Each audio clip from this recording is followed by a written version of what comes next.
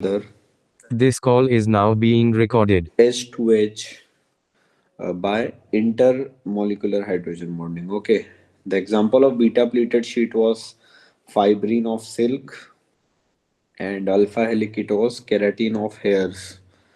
Now we'll see tertiary protein जो कि major protein है वो प्रोटीन्स में. Okay, tertiary protein is the major protein. Now tertiary is the long polypeptide chain which folds upon itself like a hollow woolen ball. Tertiary protein ऐसा structure बनाता है कि वो खुद ही खुद के अंदर सर्कुलर फॉर्म में अरेंज हो जाता है और वो फोल्ड होके एक हॉलो वुलन बॉल बनाता है. It is a 3D protein. देखो आपको यहाँ पे दिख रहा है ऐसा खुद के अंदर ही कवर होके एक हॉलो वुलन बॉल बनाता है. पूरा स्ट्रक्चर आप देख सकते हो. तो fold upon itself and forms hollow woolen ball. Now it is a 3D protein stabilizing bond. इसमें बहुत सारे स्टेबलाइजिंग बॉन्ड्स होते हैं. Okay, multiple stabilising bonds are present. Secondary में हमने देखा था सिर्फ हाइड्रोजन था, प्राइमरी में कोई भी स्टेबलाइजिंग बॉन्ड्स नहीं था, जबकि टर्शरी में hydrogen bonding again major role play करता है, मतलब मेजर स्टेबलाइजिंग एजेंट है. उसके साथ साथ sulphides, London, van der Waal and ionic, ये सब भी different types of stabilising bonds हैं जो प्रेजेंट है. कौन कौन से हैं? Hydrogen, sulphides, London and ionic. No if will talk about globin chain, इसका एग्जांपल जो है वो है ग्लोबिन. हीमोग्लोबिन में जो ग्लोबिन होता है, it has active sites. Generally most of the enzymes are tertiary protein. अब आगे हम एंजाइम्स पढ़ेंगे. एंजाइम्स जो हैं वो मोस्टली टर्शियरी प्रोटीन्स होते हैं, क्योंकि इसमें हर टाइप का hydrogen bonds, sulphide, ionic, van der Waals सारे बॉन्ड्स प्रेजेंट होते हैं. जिस जगह पे ये सब एक जगह पे कॉमनली मर्ज हो जाते हैं, जैसे मैं विल शो यू. जैसे यहाँ पे ऐसा दूसरा जो टर्शियरी प्रोटीन होगा वहां पे ऐसा अरेंज रहेगा, फिर इसके बाद वाला जो टर्शियरी प्रोटीन है वो ऐसा अरेंज रहेगा. तो इन सब के मिक्सचर से कैविटी फॉर्म होता है. जैसे यहाँ पे ये कैविटी फॉर्म हो रही है जिसके अंदर सामने वाले का हाइड्रोजन, इस वाले का सल्फाइड, ऊपर से वैंडरवॉल, सारे स्टेबलाइजिंग फोर्सेस इकट्ठा आ जाते हैं. और ड्यू टू दैट वो लोग कॉमनली क्या बनाते हैं? एक पॉकेट. वो पॉकेट जो है वो, हम उस पॉकेट को बोलते हैं प्रीवाइस या active site. Now active site is basically majorly seen mostly enzymes में. जो एक्टिव साइट्स होती हैं जिसके कारण वो लोग स्पीड ऑफ रिएक्शन बढ़ाते हैं, वो टर्शियरी प्रोटीन्स में ही होते हैं. 99.9% टर्शियरी प्रोटीन्स होते हैं. ओके, तो एग्जांपल दिया है टर्शियरी प्रोटीन का ग्लोबिन. टर्शियरी प्रोटीन्स इतने वाइडली डिस्ट्रीब्यूटेड होते हैं कि they have active sites. Okay, now fourth example is quaternary protein. Now two or more tertiary proteins forms quaternary protein. दो या दो से ज्यादा टर्शियरी प्रोटीन को इकट्ठा मर्ज कर दो, वो आपका क्वाटरनरी प्रोटीन बना लेगा. जैसे टू टर्शियरी प्रोटीन्स का एग्जांपल है, अगर आप दो टर्शियरी प्रोटीन्स को ज्वाइन कर दो, जैसे मैंने यहाँ पे ज्वाइन किया, देखो ये चेन ए है, this is A chain and this is B chain.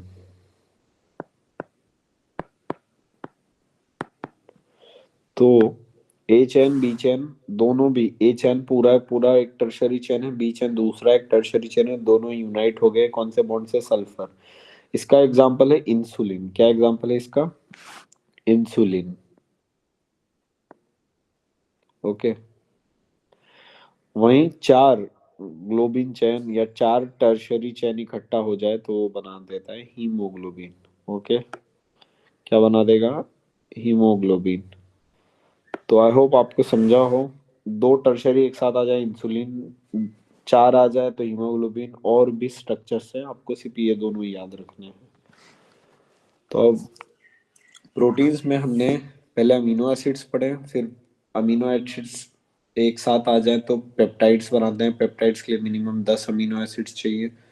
वो 10 के 10 अमीनो एसिड्स पेप्टाइड चेन बनाने के बाद उसमें चार शेप होते हैं: प्राइमरी, सेकेंडरी, टर्शरी और क्वाटरनरी. सबसे स्टेबल और डोमिनेंट में होता है tertiary. Okay, now we have completed protein.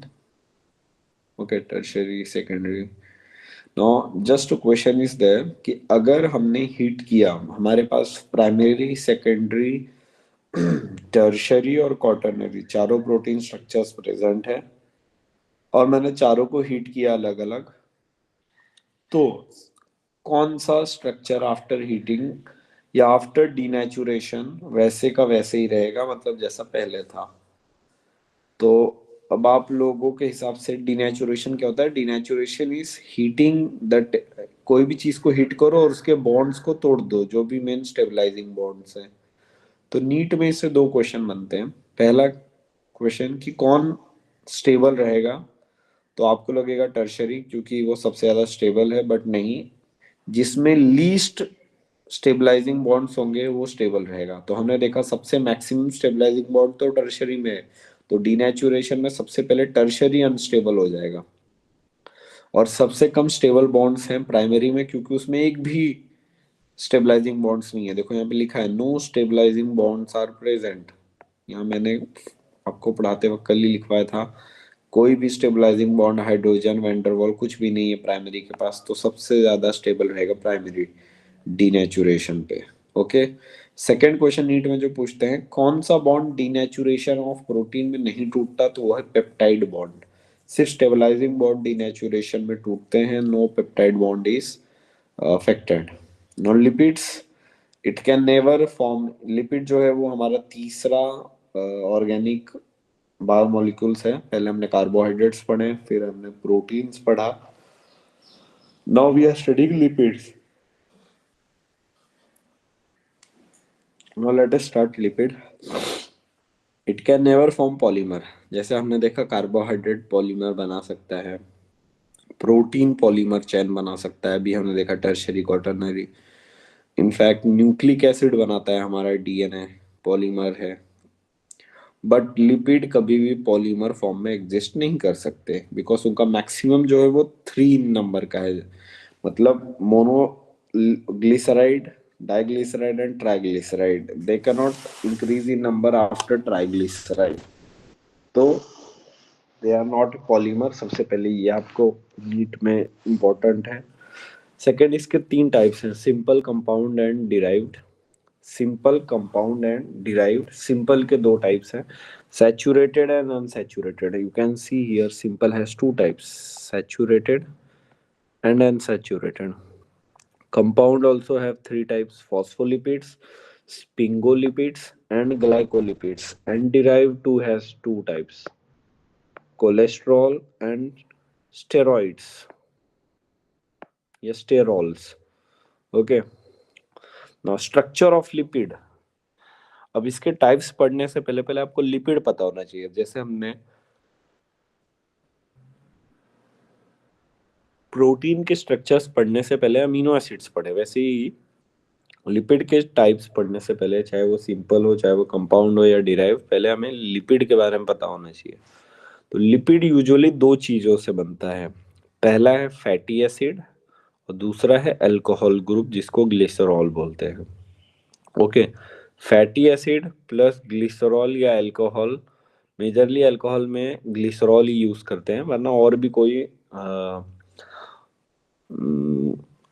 Alcohol group आप यूज कर सकते हो. पर हमारे या आपके सिलेबस में सिर्फ ग्लिसरॉल से ही आपका लिपिड वाला सारा कॉन्सेप्ट लग जाएगा.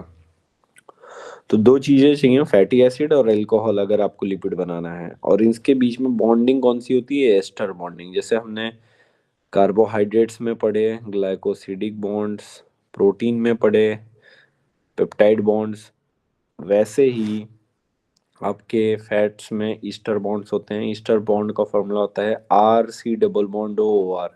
मतलब ROR जो है ये एस्टर का फॉर्मूला है. आप लोगों ने ये अगले साल 12th में पढ़ोगे. अभी आपको सिर्फ याद रखना है ROR is the formula of ester. Moving further, RC double bond OH ये कैसे बनाया जाएगा? सबसे पहले आपको एक फैटी एसिड चाहिए. फैटी एसिड को हम जनरली ऐसे लिखते हैं RCOOH, जिसमें R जो है वो कितना भी कार्बन नंबर हो सकता है, इट्स C1 से लेके C इंफिनिटी तक, इसमें कितना भी कार्बन ग्रुप अटैच हो सकता है, और एंड में उसके COH जरूर रहेगा। RCOOH, इसमें R जो है कितने भी कार्बन अमाउंट का कोई कंपाउंड हो सकता है, एक कार्बन से लेके इंफिनिटी तक। इसको हम कैसे लिख सकते हैं? RCOH को ऐसे लिख सकते हैं, RCOOH, okay. And glycerol, alcohol group में हमने मेजरली क्या लिया है? ग्लिसरॉल। ग्लिसरॉल को हम ट्राइहाइड्रोक्सी प्रोपेन बोलते हैं। ये आपको सब नेमिंग सिखाई जाएगी केमिस्ट्री में, अभी आपको सिर्फ याद रखना है। ग्लिसरॉल को हम बोलते हैं ट्राइहाइड्रोक्सी प्रोपेन, और आप ये स्ट्रक्चर देख सकते हो। इसमें कैसे लिखने हैं? ट्राइहाइड्रोक्सी में 3 कार्बन लिख लेने हैं, प्रोपेन में हाइड्रोक्सी ग्रुप मतलब OH OH OH, और इधर हाइड्रोजन को बैलेंस कर दो। अब क्या करना है? यहाँ से OH, यहाँ से OH में से H यहाँ से ऐसा रिमूव हो जाएगा, और वाटर रिमूव होके मेन बॉन्ड बना लेगा। हमने प्रोटीन में भी देखा वाटर रिमूवल हुआ, हमने कार्बोहाइड्रेट्स में भी देखा वाटर रिमूवल हुआ, सेम चीज यहाँ फॉलो हो रही।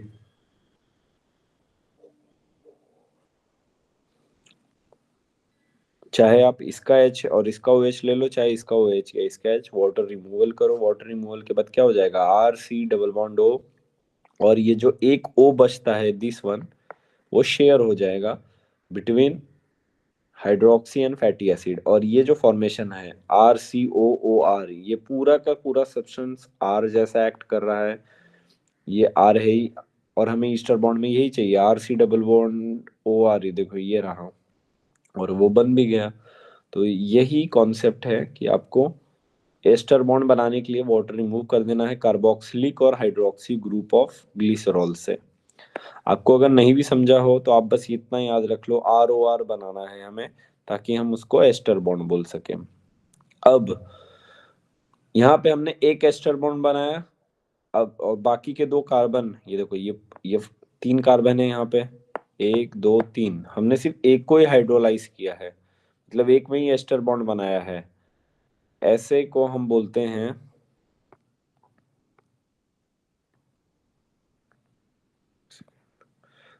ऐसे को हम बोलते हैं मोनोग्लिसराइड, क्योंकि या मोनो ईस्टर्स भी बोल सकते हो, क्योंकि हमने एक ही बार ईस्टर बॉन्ड बनाया, डेट इज मोनोग्लिसराइड या मोनो ईस्टर। इसका एग्जांपल है वैक्स, कैंडल वगैरह में जो यूज होते हैं wax.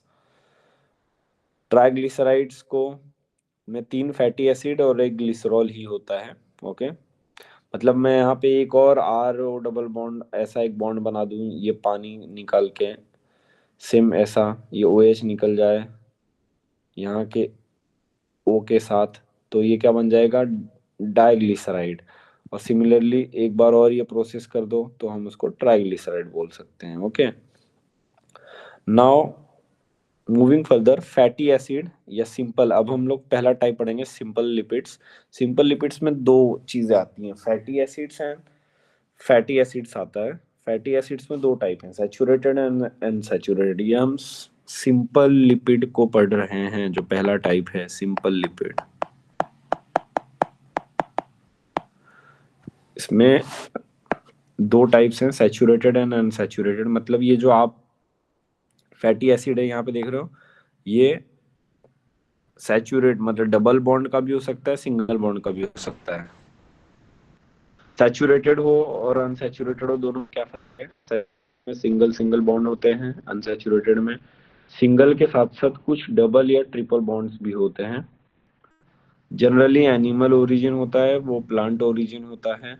Mostly are in solid state, mostly और दे लिक्विड स्टेट में होते हैं। रूम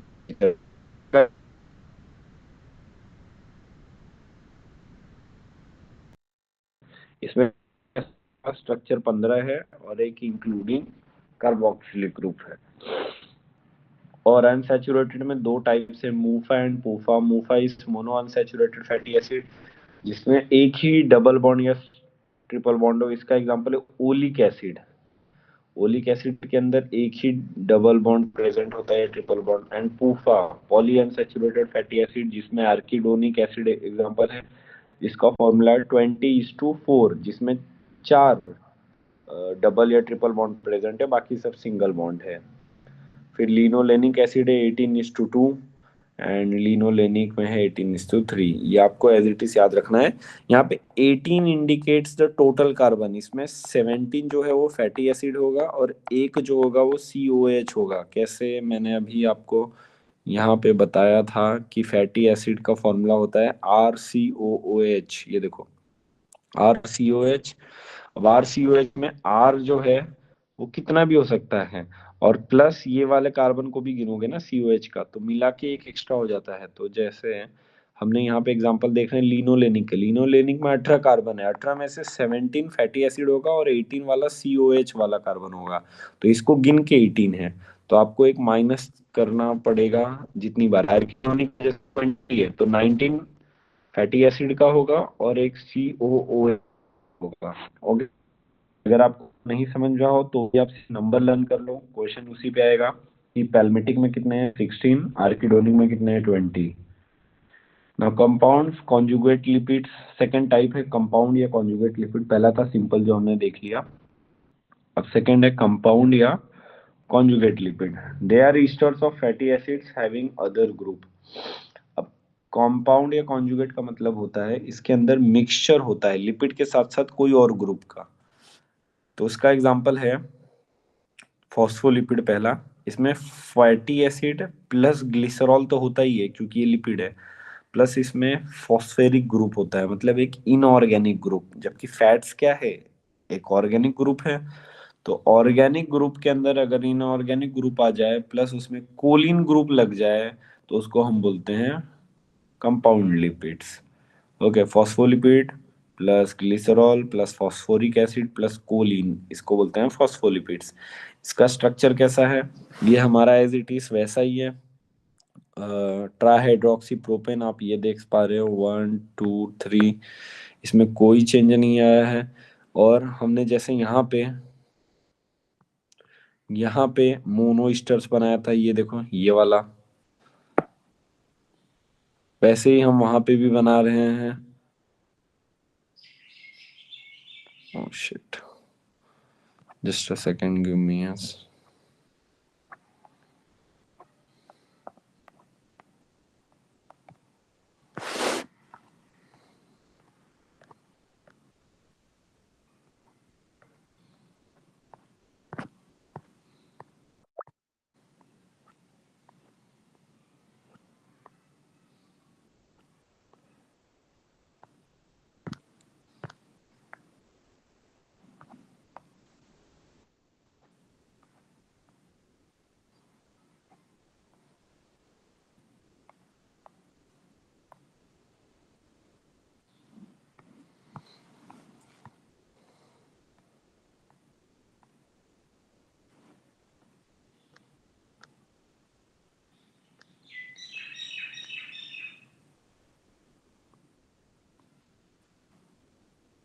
ओके, तो सिंपल लिपिड हो गया। तो कंपाउंड लिपिड्स में क्या करना है, एक फैटी एसिड प्लस ग्लिसरॉल हमने सेम टू सेम रखा, उसको डाइग्लिसराइड भी किया, दो बॉन्ड को हमने स्टेरिफाइड किया, और तीसरे वाले को हमने ऑर्गेनिक एसिड PO4 के साथ किया। फॉस्फोरिक एसिड का फॉर्मूला होता है H3PO4। तो ये देखो ये रहा H3PO4, this is your H3PO4। आपको कुछ नहीं करना है, ये स्ट्रक्चर एज इट इज दिया है एनसीईआरटी में, आपको सिर्फ याद रखना है। और ये रहा choline group, this is choline group, this is phosphoric group, and ये हमारा सेम पिछले जैसा है। ये तीनों मिल के क्या बनाते हैं, फॉस्फोलिपिड, जिसका एग्जांपल है लेसिटिन। आपको सिर्फ स्ट्रक्चर याद रखना है, कुछ नहीं। इसमें कोलिन ग्रुप याद कर लो या फॉस्फोरिक ग्रुप, जिसमें फॉस्फोरस दिख जाए वो फॉस्फोलिपिड है। आपको क्या करना है, लेसिटिन उसका एग्जांपल है फॉस्फोलिपिड का। लेसिटिन के फंक्शंस पे क्वेश्चन आता है। पहला क्वेश्चन है फैट मेटाबॉलिज्म में काम आता है, न्यूरोट्रांसमीटर बनाने में काम आता है, और फैट ट्रांसपोर्टेशन में काम आता है। फैट ट्रांसपोर्टेशन मतलब क्या, मान लो ये कोई सेल मेम्ब्रेन है, यहाँ से ऐसा रप्चर हो जाए, और हमें पता है कि फैट गोल्जी अपरेटस पैक करता है, तो गोल्जी से इस फैट को यहाँ पे लाके ऐसा बनाने का काम कौन करता है? ये काम करता है फॉस्फोलिपिड। ओके, तो wear and tear of cell membrane, या जहां जहां फैट, जैसे नर्व्स के अंदर भी माइलिनेशन होता है, उस माइलिनेशन के अंदर अगर कोई तोड़ फोड़ हो जाए तो वहां पे भी फैट को ट्रांसपोर्ट कराने का काम करता है लेसिटी। Basically it is a fat mobilization purpose में काम आता है। सेकंड जो एग्जांपल है फॉस्फोलिपिड के बाद कंपाउंड लिपिड का, वो है डिराइव लिपिड। हम ये कंपाउंड लिपिड पढ़ रहे हैं जिसमें पहला टाइप है फॉस्फो, सेकंड है स्पिंगो। स्पिंगोलिपिड के अंदर सारे फैट सॉल्युबल विटामिन्स आते हैं। विटामिन्स आपको पता ही है, vitamins B, C, A, B, A, D, E, K and B, C। B, C जो है वो वाटर सॉल्युबल है, and A, D, E, K जो है वो फैट सॉल्युबल है, मतलब वो फैट में ही डिसॉल्व होगा। Okay, fat soluble vitamins A, D, E, K है।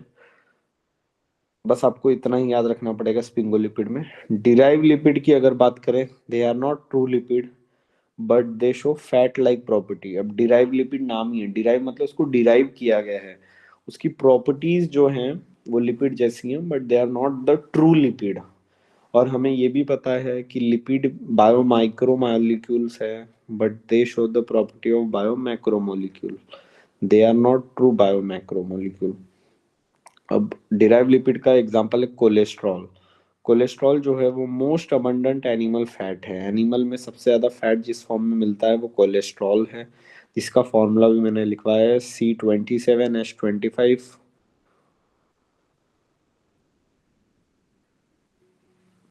And O19। Okay, major hormone of steroid deriveds are cholesterol. Cholesterol का स्ट्रक्चर आपको एनसीईआरटी में दिया है, एज इट इज याद रखना पड़ेगा। कैसे याद रखोगे? दो 6 मेंबर की रिंग है। कैसे याद रखोगे? दो 6 मेंबर की रिंग है,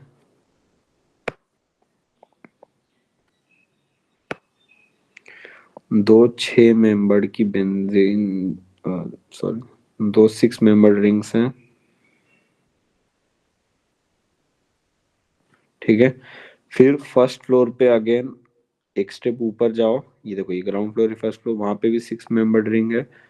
उसके बाजू में एक 5 मेंबर रिंग है, और फिर यहाँ पे ओपन टेरेस है। उसको ऐसे ही आप याद रखो कि आप किसी घर का टूर कर रहे हो। दो 6 मेंबर रिंग है, this is 6, this is 6। First floor पे एक 6 मेंबर रिंग है, एक 5 मेंबर रिंग है, और एक ओपन टेरेस है। ऐसा आपको याद रखना पड़ेगा। ओके, तो मूविंग फॉरवर्ड, कोलेस्ट्रॉल जो है, ये इसके एग्जांपल्स क्या है? मेजर हॉर्मोन्स कोलेस्ट्रॉल के होते हैं, जैसे अपने बॉडी में ईस्ट्रोजन, टेस्टोस्टेरोन,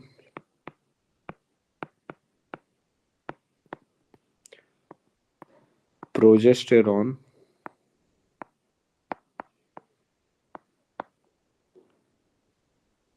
ग्लूकोकॉर्टिकॉइड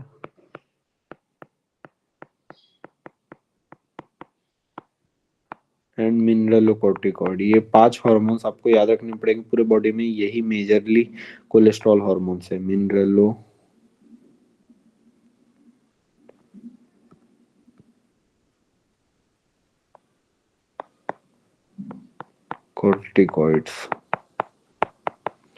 ठीक है, oestrogen, progesterone, testosterone, glucocorticoids and mineralocorticoids, ये पांचों जो हैं एग्जाम्पल्स हैं कोलेस्ट्रॉल डिराइव्स के। न्यूक्लिक एसिड जो हमारा चौथा और आखिरी ऑर्गेनिक कंपाउंड है, तो it is a polymer of nucleotide. सबसे पहले आपको पता होना चाहिए न्यूक्लियोटाइड एक बायो मैक्रोमोलिक्यूल है along with carbohydrates and protein, जबकि लिपिड बायो माइक्रोमोलिक्यूल है, बट वो प्रॉपर्टी शो करता है मैक्रो वाली। तो न्यूक्लिक एसिड जो है वो न्यूक्लियोटाइड का पॉलीमर है, it is a polymer of nucleotide. और न्यूक्लिक एसिड जो है वो किस कैसे बना है? हम उसको न्यूक्लिक एसिड बोलते हैं। वो बना है बहुत सारे न्यूक्लियोटाइड से। न्यूक्लियोटाइड किससे बना है? फॉस्फेट ग्रुप और न्यूक्लियोसाइड से। न्यूक्लियोसाइड्स किससे बने हैं? Pentose sugar plus nitrogenous waste. मतलब सबसे स्मॉलेस्ट यूनिट न्यूक्लिक एसिड का है पेंटोस शुगर और नाइट्रोजीनियस वेस्ट। अब देखो ये पेंटोस शुगर है मतलब कार्बोहाइड्रेट ग्रुप है, तो न्यूक्लिक एसिड में थोड़ा सा कार्बोहाइड्रेट ग्रुप लगता है। तो और नाइट्रोजीनियस बेसिस, अब हम एक एक पार्ट्स को इसमें से पढ़ेंगे, पर आपको पहले ये समझना पड़ेगा कि न्यूक्लिक एसिड मतलब न्यूक्लियोटाइड, न्यूक्लियोटाइड मतलब न्यूक्लियोसाइड्स, और न्यूक्लियोसाइड्स में आते हैं पेंटोस शुगर और नाइट्रोजीनियस बेस। अब हम पहले पेंटोस शुगर पढ़ेंगे। पेंटोस शुगर दो टाइप के होते हैं, एक आरएनए में और एक डीएनए, दोनों में शुगर होते हैं, वो पेंटोस होते हैं। पेंटोस हमने देखा था राइबोस का, कार्बोहाइड्रेट के मोनोमर में हमने 5 कार्बन चेन में देखा था राइबोस। राइबोस की ही शुगर को न्यूक्लिक एसिड में यूज किया जाता है फॉर इट्स स्टेबिलिटी। तो आरएनए का शुगर को राइबोस शुगर बोलते हैं एंड डीएनए का शुगर को डीऑक्सी। दोनों में फर्क क्या है? डीएनए को डीऑक्सी राइबोस बोलते हैं। डीऑक्सी मतलब ये सेकंड कार्बन है, यहाँ पे दिख रहा होगा ये सेकंड कार्बन है, उस पे OH ग्रुप नहीं होता। डीऑक्सी, डी मतलब सेकंड, ऑक्सी मतलब ऑक्सीजन ग्रुप ना होना। तो डीऑक्सी राइबोस शुगर में सेकंड कार्बन में ऑक्सीजन ग्रुप नहीं होता, जबकि राइबोस में सेकंड कार्बन पे OH ग्रुप, O ग्रुप होता है बस, और कोई डिफरेंस नहीं है। आप दोनों स्ट्रक्चर देखो, सिर्फ सेकंड कार्बन पे मैंने ब्रैकेट से भी हाईलाइट किया है, एक जगह H है एक जगह OH है। तो जिसके अंदर ये OH ग्रुप हो that will be ribose sugar, and जिसके अंदर ना हो उसको हम डीऑक्सी राइबोस बोलते हैं।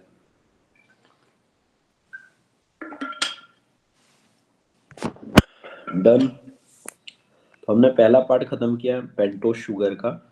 अब हम नाइट्रोजीनियस बेसिस पढ़ेंगे। तो न्यूक्लिक एसिड का सबसे स्मॉलेस्ट यूनिट है नाइट्रोजीनियस बेस। अब नाइट्रोजीनियस बेस दो टाइप के हैं, प्यूरिन एंड पायरिमिडिन। प्यूरिन जो है नाम छोटा पर स्ट्रक्चर थोड़ा सा कॉम्प्लेक्स है। इसमें दो रिंग्स होती हैं, एक 1 to 5 मेंबर्ड रिंग होती है और दूसरी 6 मेंबर रिंग्स होती है। 6 मेंबर रिंग को पायरिमिडिन बोलते हैं और 5 मेंबर रिंग को इंडोल रिंग बोलते हैं। दो रिंग है, दिस इज 6 मेंबर रिंग और इसको हम बोलते हैं पायरिमिडिन। ओके, इसको हम बोलते हैं पायरिमिडिन, PY पायरिमिडिन, और इसको हम बोलते हैं इंडोल रिंग, दो रिंग से बना है। जबकि पायरिमिडिन जो है वो सिर्फ पायरिमिडिन रिंग से बना है। ओके, तो इसमें दो रिंग होते हैं, एक 6 मेंबर रिंग एक 5 मेंबर रिंग, और इसमें एक सिर्फ एक 6 मेंबर रिंग होता है। इस इस रिंग में नाइट्रोजन चार जगह मिलते हैं, 1 3 7 9, मैंने हर जगह लिखा है, this is 1, this is 3, this is 7, this is 9। 1 3 7 9 जो है इसी जगह इसमें नाइट्रोजन मिलेगा, जबकि वहां पे सिर्फ 1 और 3, क्योंकि 1 3 दोनों में सेम है, क्योंकि दोनों में पायरिमिडिन रिंग कॉमन है। तो 1 और 3 पोजीशन पे नाइट्रोजन ग्रुप होता है, बाकी जगह पे कार्बन होगा।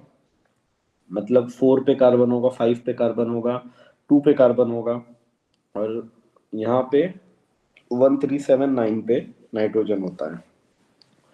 और पायरिमिडिन में सिर्फ 1 और 3 पे नाइट्रोजन होता है। एग्जाम्पल क्या है प्यूरिन का? प्यूरिन का एग्जाम्पल है adenine and guanine, and pyrimidine का एग्जाम्पल है साइटोसाइन, यूरेसिल एंड थाइमिन। जिसमें से साइटोसिन और थाइमिन डीएनए में मिलते हैं, और साइटोसिन और यूरेसिल आरएनए में मिलते हैं। Okay, cytosine and thymine DNA में मिलते हैं and cytosine and uracil RNA में मिलते हैं। वेयर एस जो प्यूरिन है वो एडिनाइन और गोनाइन दोनों में मिलते हैं। उसके दो एग्जांपल हैं।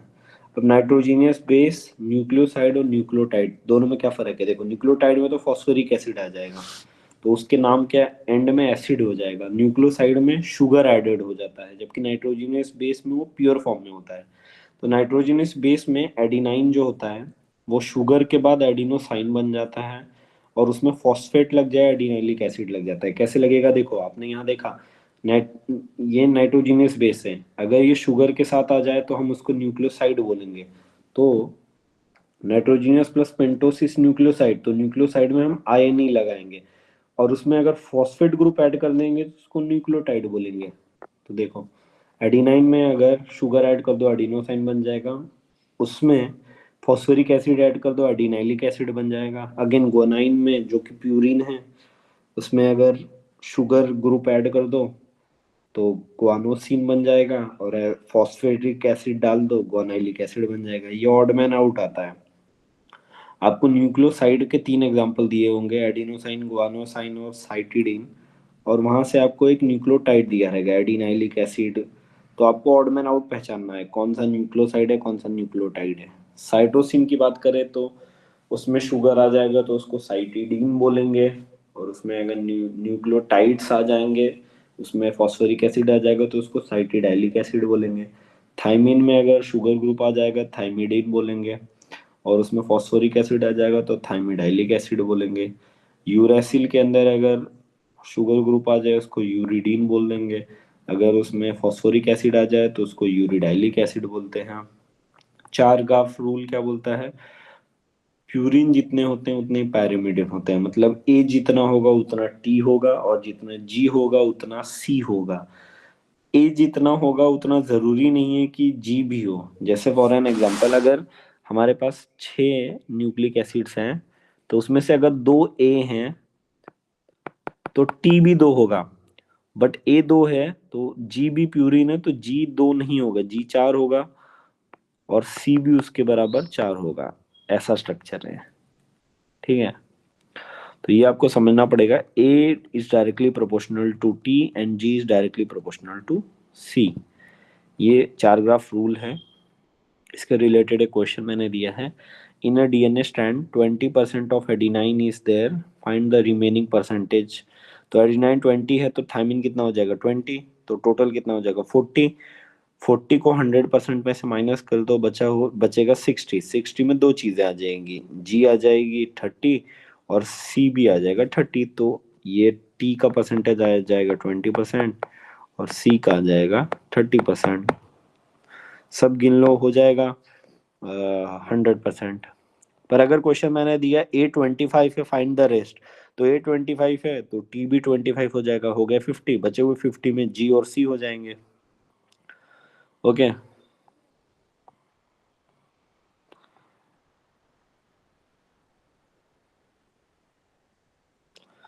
अब बाकी का जो ये है क्वेश्चन उसको हम विल सी टुमारो। ओके, इसमें थोड़ा सा एक्सटेंडेड वर्जन आ जाएगा। Rest of the lecture we will study tomorrow. I hope आज का सब समझाओ। एक बार एनसीईआरटी आप लोग रीड कर लेना प्लीज। एनसीईआरटी रीड करना मत भूलना वरना आप लोगों को ही दिक्कत आएगी। Okay, so will meet in the next lecture. Thank you students.